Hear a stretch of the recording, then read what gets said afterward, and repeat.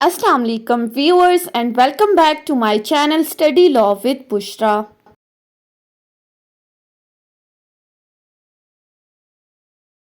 So we were discussing Land Revenue Act 1967. We have discussed up till section 91.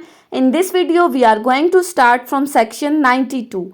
But before starting the discussion, I request you all to please subscribe to my channel and don't forget to press the bell icon for latest updates.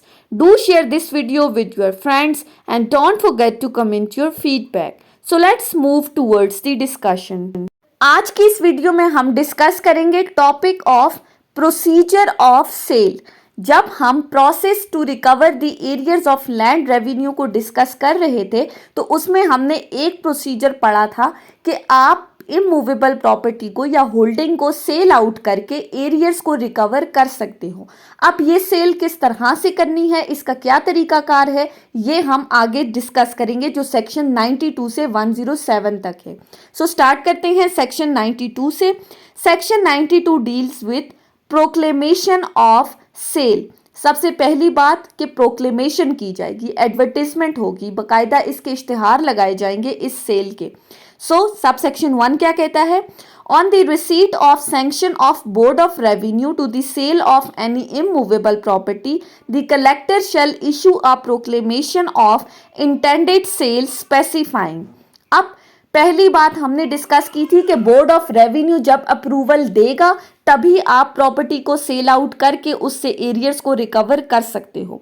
सो इस section में कहा गया है कि जैसे ही आपको board of revenue की तरफ से अप्रूवल मिलता है कि आप किसी इमूवेबल प्रॉपर्टी को सेल आउट कर सकते हो तो ऐसी सूरत में कलेक्टर क्या करेगा? कलेक्टर के लिए कंपलसरी है कि वो उस सेल से मुतालिक एक प्रोक्लेमेशन इशू करेगा जिसमें वो प्रॉपर्टी की डिस्क्रिप्शन मेंशन करेगा। अब क्या चीजें? Number 1, the date, time and place of the sale. पहली बात कि किस जगह पर, किस डेट को और किस वक्त पर ये सेल की जाएगी, ये चीज मेंशन होगी।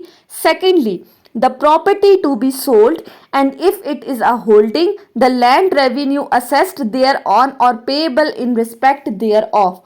जिस प्रॉपर्टी को सेल आउट करना है उसको मेंशन किया जाएगा। अगर वो कोई होल्डिंग है तो उस पर कितना लैंड रेवेन्यू असेस किया जाएगा और लैंड रेवेन्यू के असेसमेंट के बाद उसको पे किस तरह से करना है। Thirdly, if the property is to be sold for the recovery of an area due in respect thereof, the encumbrances, grants and contracts if any served by the orders of commissioner under clause B of subsection 2 of section 89। अगर तो property को sell out किया जा रहा है arrears को recover करने के लिए तो ऐसी सूरत में उस प्रॉपर्टी के ऊपर जितनी भी ग्रांट्स या कॉन्ट्रैक्ट्स या इनकम्बरेंसेस वगैरह हुई हैं उनको मेंशन किया जाएगा। Fourthly, if any property is to be sold otherwise than for the recovery of an area due in respect thereof, any encumbrance, grant or contract to which the property is known to be liable। या फिर अगर तो property को sell out किया जा रहा है किसी और पर्पस के लिए, एरियर्स की रिकवरी के लिए नहीं बल्कि इसके अलावा किसी और पर्पस के लिए, तो उसके ऊपर जितनी भी कॉन्ट्रैक्ट्स, ग्रांट्स या इनकम्बरेंसेस हैं उनको भी मेंशन किया जाएगा। Number 5, the amount for the recovery of which the sale is ordered. वो अमाउंट भी मेंशन की जाएगी, यानी कि आपके कितने बकाया जात हैं जिनको रिकवर करने के लिए ये सेल की जा रही है वो भी मेंशन किए जाएंगे। सो ये कुछ डिस्क्रिप्शन है प्रॉपर्टी से रिलेटेड या उसकी सेल से रिलेटेड जो प्रोक्लेमेशन के अंदर मेंशन की जाएगी। सबसेक्शन 2 क्या कहता है? The place of sale specified under clause A of subsection 1 shall be either the office of collector or some other place appointed by collector in this behalf situated in or near the property to be sold. अब ऊपर जो हमने place of cell की बात की है, subsection 2 कहता है कि ये जो सेल की जगह है ये या तो ऑफिस ऑफ द कलेक्टर होगा या फिर कोई भी ऐसी जगह जिसको कलेक्टर स्पेसिफाई करेगा या फिर वो प्रॉपर्टी जहां पर सिचुएटेड है उसके करीब की कोई भी जगह सेल के लिए पर्पस के लिए यूज की जा सकती है। सो सेक्शन 92 के अंदर बेसिकली प्रोक्लेमेशन ऑफ सेल का तरीका बताया है। उसके बाद आ जाते हैं सेक्शन 93 के ऊपर। सेक्शन 93 क्या कहता है? indemnity to the revenue officer with respect to the contents of proclamation। अब यहाँ पर कंटेंट्स ऑफ प्रोक्लेमेशन के अंदर करेक्शन की बात की गई है। क्या कहता है section 93? A revenue officer shall not be answerable for any error, misstatement or omission in any proclamation under section 92 unless the same has been committed or made dishonestly. अब सेक्शन 92 के अंदर जो हमने प्रोक्लेमेशन की बात की है कि कलेक्टर एक प्रोक्लेमेशन इशू करेगा, सेक्शन 93 कहता है कि अगर तो प्रोक्लेमेशन इशू करने के दौरान आपके से उस प्रोक्लेमेशन के अंदर किसी तरह की कोई गलती हो गई है या कोई मिस स्टेटमेंट हो गई है, तो ऐसी सूरत में वो कलेक्टर या वो रेवेन्यू ऑफिसर, अगर तो वो मिस्टेकनली हुई है, गलती से आपने कोई चीज लिख दी है, तो तब तो आप आंसरेबल नहीं होगे। लेकिन वही गलती अगर आपसे जानबूझकर हुई है या आपने फ्रॉड करके या बदध्यांती से आपने कोई चीज उसके अंदर लिख दी है, तो ऐसी सूरत में आप लायबल होगे, यानी कि वो रेवेन्यू ऑफिसर फिर आंसरेबल होगा। उसके बाद आ जाते हैं सेक्शन 94 के ऊपर।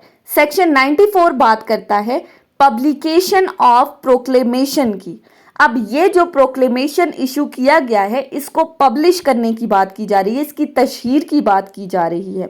सो सब सेक्शन 1 क्या कहता है? A copy of proclamation shall be served on the defaulter and be affixed in a conspicuous part of the office of Tehsildar in which the property to be sold is situated and shall also be posted in the office of the collector. अब ये जो proclamation issue किया गया है collector की तरफ से, इसकी एक कॉपी जो है वो किसको दी जाएगी? डिफॉल्टर को, जिसके ऊपर एरियर्स हैं, जिसने बकाया जात देने हैं, एक कॉपी उसको दी जाएगी, दूसरी कॉपी दी जाएगी कलेक्टर के ऑफिस में, और तीसरी कॉपी जो है जिस इलाके के अंदर, जिस तहसील के अंदर वो प्रॉपर्टी लोकेट कर रही है, उस इलाके के तहसीलदार के ऑफिस के बाहर इसकी एक कॉपी जो है लगा दी जाएगी। सब सेक्शन 2 क्या कहता है? The proclamation shall further be published in the manner prescribed in section 26 and in such other manner as the collector thinks expedient. अब ये जो प्रोक्लेमेशन इशू किया गया है, इसकी तशहीर किस तरह से की जाएगी? बिल्कुल उसी तरीकाकार के मुताबिक जो section 26 of land revenue act में बताया गया है। वहां पर हमने क्या डिस्कस किया था कि ढोल बजाकर या किसी भी और कस्टमरी वे से जो है आप इसकी तशहीर कर सकते हो, या कोई भी और तरीकाकार जो कलेक्टर को मुनासिब लगता है, इस प्रोक्लेमेशन की तशहीर की जाएगी। सब सेक्शन 3 क्या कहता है? A copy of proclamation may also be posted in the office of union committee, town committee or union council within the area of which property to be sold is situated. इसी proclamation की एक copy उस union council में जहां पर वो property locate कर रही है, उस यूनियन काउंसिल के ऑफिस में भी दी जाएगी। उसके बाद आ जाते हैं सेक्शन 95 के ऊपर। सेक्शन 95 क्या कहता है? Time and conduct of sale. अब ये सेल का तरीकाकार और टाइम बताया गया है कि किस तरह से की जाएगी। सो सेक्शन 95 की अगर हम सब सेक्शन 1 को देखें तो सब सेक्शन 1 कहता है the sale shall not take place on Friday और अदर हॉलीडे और till after the expiration of at least 30 days from the date on which the copy of proclamation was posted in the office of the collector. सबसे पहली बात कि ये जो cell की जाएगी ये जुमे वाले दिन नहीं होगी, पहली बात, या अगर दूसरी कोई भी हॉलीडे है, कोई भी छुट्टी का दिन है, तो उस दिन ये सेल को अडॉप्ट नहीं किया जाएगा। या फिर तीसरी चीज, जिस दिन से आपने कलेक्टर के ऑफिस में इस प्रोक्लेमेशन की एक कॉपी भिजवाई है, उस दिन के 30 दिन गुजर जाने के बाद ही सेल कंडक्ट की जाएगी। 30 दिन से पहले आप सेल का प्रोसेस नहीं कर सकते, यानी कि जिस दिन कलेक्टर के ऑफिस में वो कॉपी आपने दी है, उस दिन के बाद से जब 30 दिन गुजर जाएंगे तब सेल के प्रोसीजर को अडॉप्ट किया जाएगा, उससे पहले सेल नहीं हो सकती। ये था सब सेक्शन 1। सब सेक्शन 2 क्या कहता है? The sale shall be by publication and shall be conducted either by the collector in person or by revenue officer specially appointed by him in this behalf. पहली बात कि ये जो cell का तरीकाकार है ये थ्रू पब्लिकेशन होगा, तशहीर करके आप सेल करेंगे। और दूसरी चीज, या तो कलेक्टर पर्सनली इस सेल के प्रोसीजर को अडॉप्ट करेगा या फिर वो किसी और रेवेन्यू ऑफिसर को अपॉइंट करेगा इस पर्पस के लिए कि वो इस सेल के प्रोसीजर को कंडक्ट करवाए। यानी कि सिंपली या तो कलेक्टर पर्सनली करेगा या इस सेल के प्रोसेस के लिए वो स्पेसिफिकली किसी रेवेन्यू ऑफिसर को अपॉइंट करेगा कि वो इस प्रॉपर्टी को सेल आउट करे और उसके थ्रू एरियर्स की रिकवरी करे। उसके बाद आ जाते हैं सेक्शन 96 के ऊपर। सेक्शन 96 क्या कहता है? Power to postpone sale. Section 96 में क्या कहा गया है? The collector may from time to time postpone the sale for the reasons to be recorded in writing. Section 96 के अंदर कलेक्टर को ये पावर दी गई है कि वो इस सेल के प्रोसीजर को कुछ अरसा के लिए पोस्टपोन भी कर सकता है जब भी वो चाहे, लेकिन उसके लिए जरूरी है कि वो साथ ही साथ रीजंस भी बताए कि उसने इस प्रोसीजर को पोस्टपोन क्यों किया है। उसके बाद आ जाते हैं सेक्शन 97 के ऊपर। सेक्शन 97 बात करता है स्टे ऑफ सेल की। अब स्टे ऑफ सेल से क्या मुराद है? If at any time before the bidding at an auction is completed, अगर किसी भी वक्त during the process of auction, bidding से पहले यानी कि ऑक्शन हो रही है और उससे पहले बोलियां लगने से पहले अगर तो the defaulter or any other person having interest in the land or in immovable property pays the arrear in respect of which the property has been proclaimed for sale together with the cost incurred for the recovery thereof to the officer conducting the sale or proves to the satisfaction of that officer that he has already paid the same either at the place or in the manner prescribed under section 76 or into the government treasury, the sale shall be stayed।